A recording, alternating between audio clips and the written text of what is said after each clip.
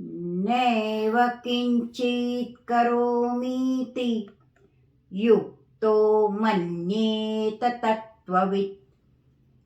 पश्यन् शृण्वन् स्पृशन् जिघ्रन् अश्नन् गच्छन् स्वपन् श्वसन् प्रलपन् विसृजन् गृह्णन् उन्मिषन् निमिषन् अपि। इन्द्रियाणीन्द्रियार्थेषु वर्तन्त इति धारयन्। एक बार फिर बोलेंगे। नैव किंचित् करोमीति युक्तो मन्येत तत्त्ववित्। पश्यन् शृण्वन् स्पृशन् जिघ्रन् अश्नन् गच्छन् स्वपन् श्वसन् प्रलपन् विसृजन् गृह्णन् उन्मिषन् निमिषन् अपि। इन्द्रियाणीन्द्रियार्थेषु वर्तन्त इति धारयन्। यहाँ भगवान ने बताया है कि जो तत्ववेत्ता है, जो तत्वविद है, जो तत्व से जानने वाला है, तत्व को जानने वाला है, ऐसा सांख्य योगी जो है वो जो सारी क्रिया करते हैं, ये जो पूरा जो श्लोक है उसमें भगवान ने 13 प्रकार की हमारी क्रियाएं बताई हैं। क्या क्या है वो हमने देखा कि पश्यन, सबसे पहले हम देखते हैं, शृण्वन सुनते हैं, स्पृशन छूते हैं, उसका स्पर्श करते हैं, जिघ्रन उनको सूंघते हैं, अश्नन खाते हैं, गच्छन चल के जाते हैं, गुह्यन उठाते हैं, ग्रहण करते हैं, प्रलपन बोलते हैं, विसृजन मलमूत्र का त्याग करते हैं, स्वपन सोते हुए, श्वसन श्वास लेता हुआ, उन्मिषन आंख खोलता हुआ और निर्मिशन मूंदता हुआ, अपि इंद्रियाणि इंद्रियार्थेषु संपूर्ण इंद्रिया इंद्रियों के विषय में घूम रही है, ऐसा ध्यान करके इति धारयन् किंचित एव न करोमि इति मन्येत। मैं ये नहीं करता ऐसा जो मानता है, वैसा तत्वविद की बात यहाँ भगवान कर रहे हैं। तो हमें लगता है कि ऐसा कैसे संभव है कि हम देखने के बाद भी नहीं देख रहे हैं, या मैं नहीं देख रहा, क्योंकि हमारा जो बोलना है, हमारी जो भाषा है, हमारा जो वर्तन है, उसमें ये कहते हैं कि मैं बोला, मैंने खाया, मैंने उठाया, मैं चला। पर क्या हम कभी ये बोलते हैं कि मैंने श्वास लिया या मैंने पलक झपकी? प्राणायाम करते वक्त हमें बताया जाता है श्वास का नियंत्रण करने का। उस वक्त हमें पता लगता है कि मैं श्वास का नियंत्रण कर रहा हूँ, लेकिन जो बाकी हमारे 24 घंटे 23 घंटे जो हैं, उसमें हमारा श्वास तो चल ही रहा है। हमारी आंखें खुलती है, बंद होती हैं, हर 1 सेकंड में, हर 5 सेकंड में पलक मूंदती है, खुलती है। हम श्वास लेते हैं, हम उच्छ्वास करते हैं। तो ये जो सारी बातें हैं, उसमें हम कहते नहीं हैं। हम कहते हैं कि मैंने मेरा हृदय को पंप किया। नहीं, वो हृदय तो पंप हो ही रहा है। हम कहते हैं कि नहीं, मैंने जो अपनी किडनी से अपना खून को फिल्टर किया। नहीं, वो होता ही रहता है।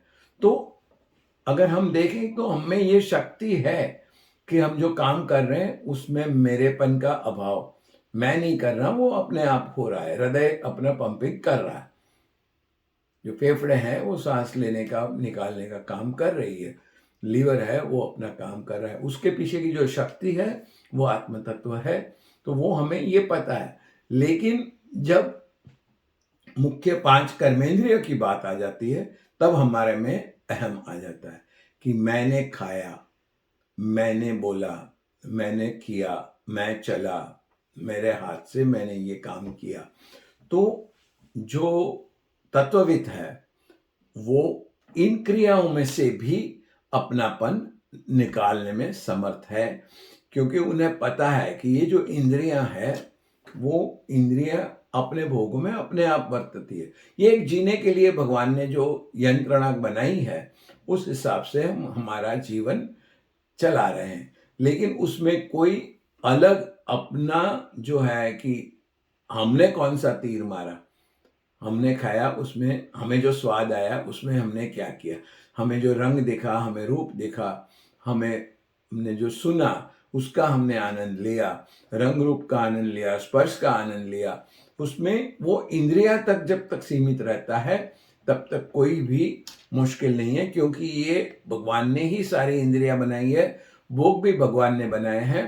तो तब तक कोई प्रॉब्लम नहीं है। जब बार बार भगवान कहते हैं प्रॉब्लम कब है, जब ये इंद्रियां मन का कंट्रोल कर लेती है और बुद्धि का कंट्रोल करती है और कहती है कि नहीं, मुझे आज ले चल, मैंने बहुत दिन से लड्डू नहीं खाया है, तो उठ लड्डू बना या लड्डू की दुकान पे जा, और अगर नहीं बना सकता है तो बाय बोरो और स्टील, मतलब अगर आप खरीद सकते हो तो खरीदो, नहीं खरीद सकते हो तो किसी से उधार मांगो, अगर कोई उधार भी नहीं देता है तो चोरी करके लो, लेकिन मुझे ये भोग चाहिए।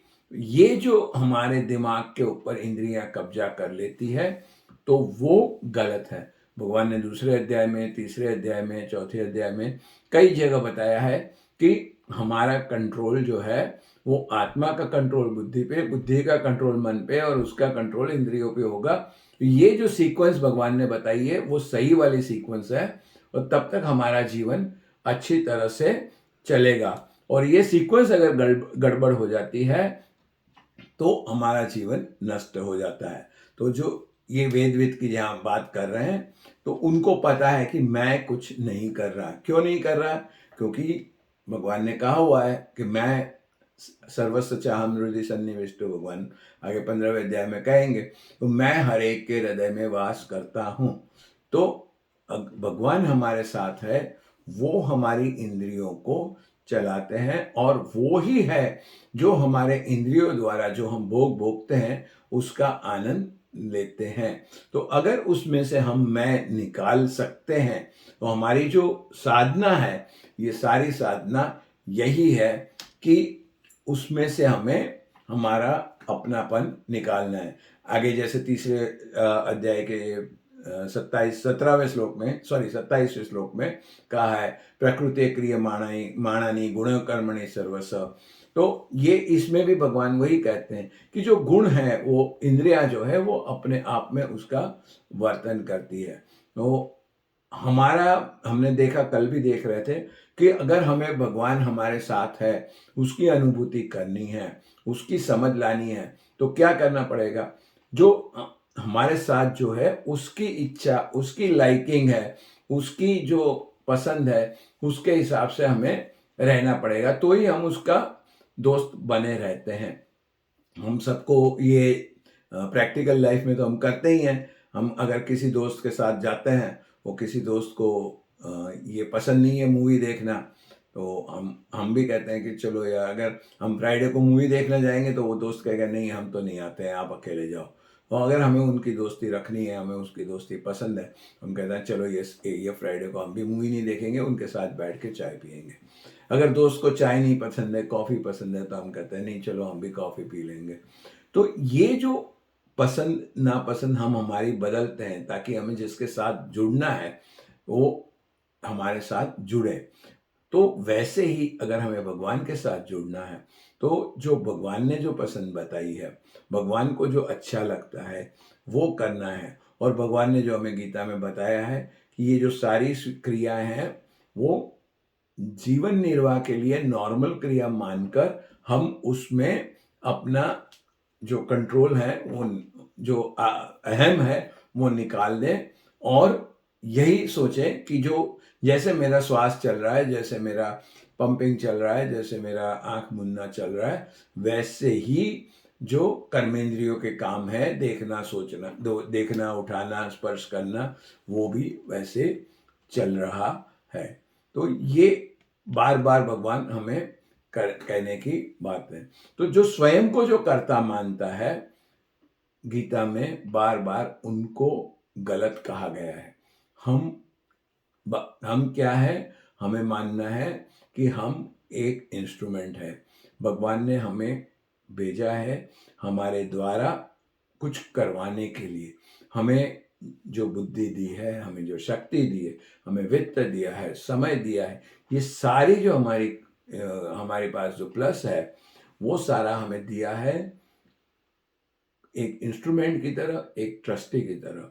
हम ट्रस्टी हैं, हमें जो मिला है वो हमें ले लाना है। अगर ट्रस्टी ये समझने लगे कि ये सारी संपत्ति मेरी है और मुझे उसको बांटनी नहीं है, तो ये लीगली भी गलत है, मोरली भी गलत है। तो ये हमें भी जो गलत है उसको नहीं करना है। भगवान ने हमें जो दी है वो उनकी तरफ से, हम उनके एजेंट हैं। तो अलग अलग तरह के हम सोच सकते हैं, लेकिन उसमें मैं नहीं आना चाहिए।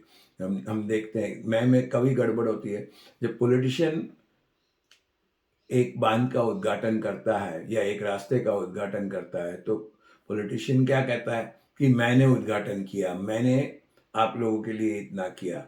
लेकिन वो पैसे किसके, उसकी जेब से तो आए नहीं, पैसे तो उसने टैक्स से लिए थे।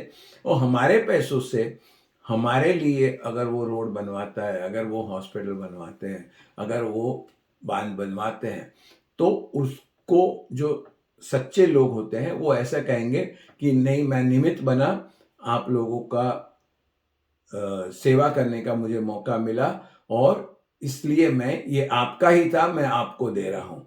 तो लेकिन जब वो कहता है कि ये मैंने करवाया, मैंने, तो वो गलत है।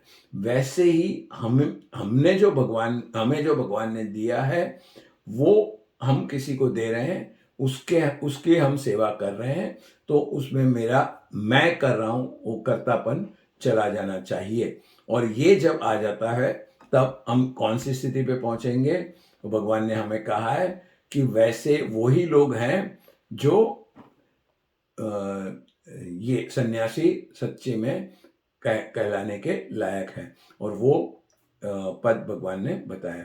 तो ये हम श्लोक को अच्छी तरह से याद करें, और जब भी देखें तो हमें ध्यान में आना चाहिए कि हमारे द्वारा भगवान ही हमारे अंदर से ये सारी क्रिया कर रहे हैं। आगे कल देखेंगे भगवान क्या कह रहे हैं। तो आज का हम शुरू यहीं ख़त्म करते हैं। ओम। ओम